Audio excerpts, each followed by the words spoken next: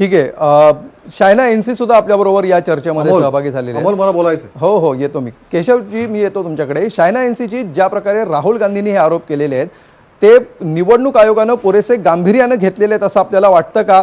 राहुल गांधींच्या सर्व शंकांचं निरसन करणं आवश्यक आहे असं आपल्याला वाटतं का?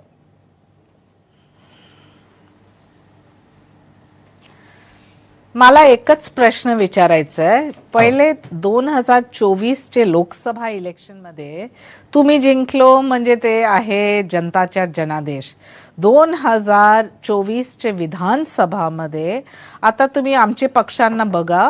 आदरणीय एकनाथजी शिंदेंनी नक्कीच सांगितलं की जेव्हा तुम्हाला वाटते की काय पण चूक आहे की वोट थेफ्ट सारखा शब्दांचा तुम्ही वापर केलं का, तुम्ही गेले का इलेक्शन कमिशनकडे किंवा कोर्टकडे? कुठे पण नाही. आणि बेबुनियादी फक्त आरोपवरती आरोप.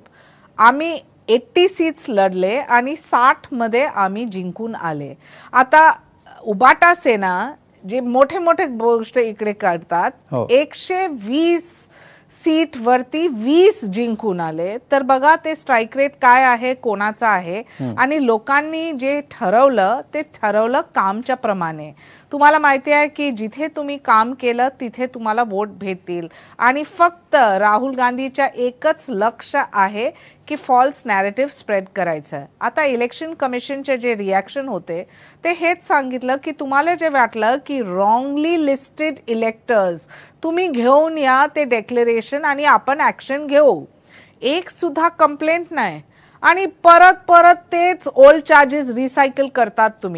तुम्ही सांगतात की तुम्हाला एक ॲफिडेव्हिट द्यायचं आहे. अरे तुम्ही ॲफिडेव्हिट देतात तेव्हा तुम्ही हे स्पष्टीकरण करा की कोण आहे वोटर, कुठे आहे डुप्लिकेट वोटिंग. इलेक्शन कमिशननी जे अप्रतिम काम केलं, तुम्ही बिहारच्या पण गोष्ट इकडे उल्लेख केलं.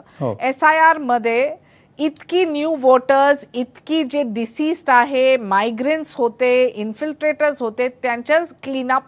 तर एकनाथजी शिंदेने बिलकुल स्पष्ट केलं की बोललं की जिथे एव्हिडन्स नाही तिथे लीगल प्रोसिजर्स तुम्ही नाही घेतलं, ते तुम्ही दाखल नाही केलं तुमचं तक्रार.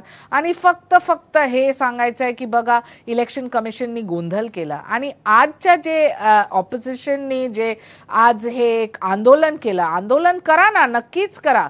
परंतु तुम्ही बघा उद्धव ठाकरे साहेबांचे जे शब्दांचा वापर, मला तर आश्चर्य होतं.